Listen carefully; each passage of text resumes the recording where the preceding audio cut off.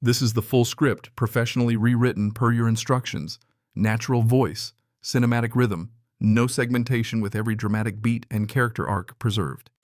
That woman lost her mind when my gate scratched her SUV, but you know what? It wasn't even my fault. She rammed into the thing right on my property, then had the audacity to demand $3,000 for the scratch, like I owed her a favor. And when I refused, that's when she went off the rails, threatening to seize my house, spreading lies around the neighborhood like wildfire. But what really made my blood freeze was when I caught her sneaking around at midnight, whispering to herself with something shiny in her hand.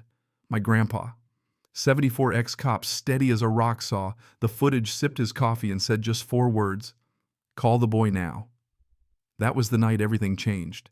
The cops towed her SUV while she screamed like a banshee, but trust me, that was just the beginning. See, I didn't know Sheila's grudge ran deeper than a dented car. It started 2 years ago, right after I moved to Maplewood Heights. I'd just lost my dad, and this house was supposed to be my reset button, a place to breathe, rebuild, and maybe even grieve in peace. The lot came with a little bonus, a private ranch road, not technically under HOA jurisdiction. My dad used to say, "Never let anyone trample your rights, son. Stand your ground like it's the last acre on earth." So when I installed a custom automated gate, 10-foot steel hand-scrolled ironwork, all based on sketches my dad drew in his final months, I thought I was honoring him. Turns out I was putting a neon target on my back. Sheila Thornton, the HOA president, self-declared queen of the cul-de-sac, didn't like that. The first warning arrived Tuesday morning in a letter that read like it belonged on legal drama TV. "Dear Mr. Baxter, your recently installed gate violates Regulation 17-3 of our aesthetic standards." I laughed. Literally laughed out loud. My land wasn't even under their rule. But Sheila didn't care about facts, she cared about control. Turns out she'd tried to buy this property before I did, hoping to chop it up into 3 lots for profit. I ruined her little empire, and she never forgave me. 3 days after the letter, I heard the crunch metal on metal.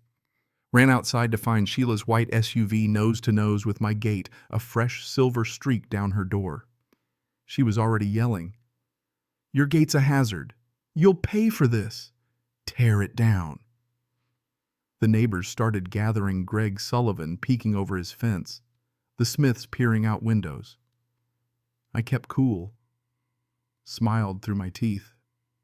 "Sorry about your car, Sheila," I said, phone already recording. "But you did drive into a stationary gate on private property. Maybe call your insurance." That's when Aaron, my neighbor, fellow rebel, popped out with a camera.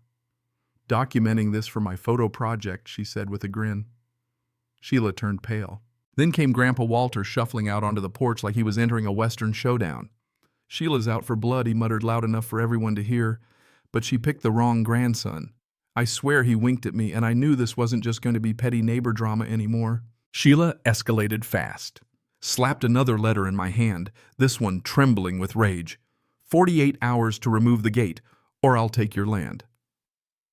I laughed until I read the part about legal seizure.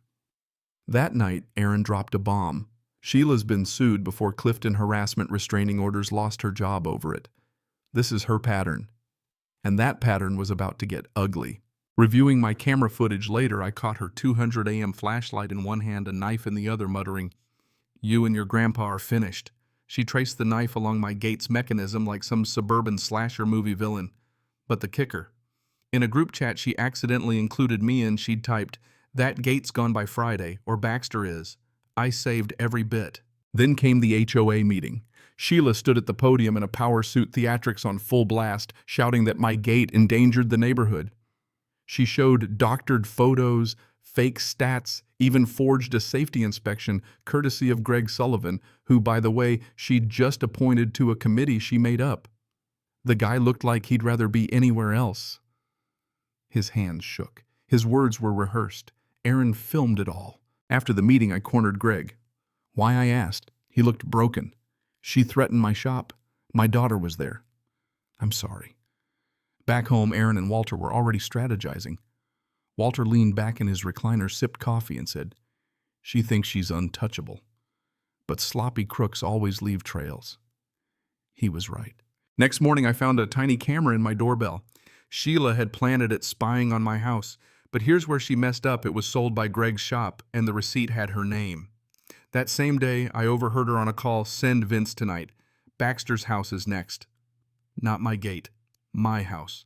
That night, she showed up again, this time with Vince Malone, the guy who'd estimated her SUV damage. He was holding a gas can. My hidden camera caught them whispering, pointing, planning. "Make it look accidental," Vince said. "No one will question it after the safety report. My gate wasn't just under threat. It was marked for arson." Aaron found a bobby pin near the gate, the exact kind Sheila always wore, and it matched the scratches on the mechanism. Then Greg showed up shaken and handed me the real safety report. "Your gate passed everything. I wrote that before she made me change it." He played a recording of Sheila threatening him, her voice crystal clear. "Baxter's gate is safe, but he needs to learn his place." That evening's HOA meeting was the moment it all flipped. I stood up, presented everything: emails from dead board members Sheila had faked, evidence of kickbacks with Vince, the surveillance footage, the threats, the bobby pin, the doctored safety report. The neighbors went silent, then erupted.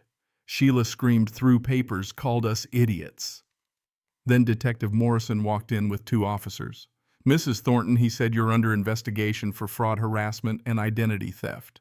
They towed her SUV right in front of her. She shrieked. I just smiled. "The gate's still here," I said. "Your SUV, not so much." That should have been the end. But then came the letter from a law firm in Riverside. "We represent residents facing similar abuse from an HOA president named Maxwell. He knows who you are. He wants to put you in your place. Let's talk." And just like that, I knew this wasn't over. It was just the beginning. "So, what do you think was I right to fight back? Would you have done the same?" Drop your thoughts in the comments. Justice, bullies, HOAs, whatever's on your mind. Let's hear it.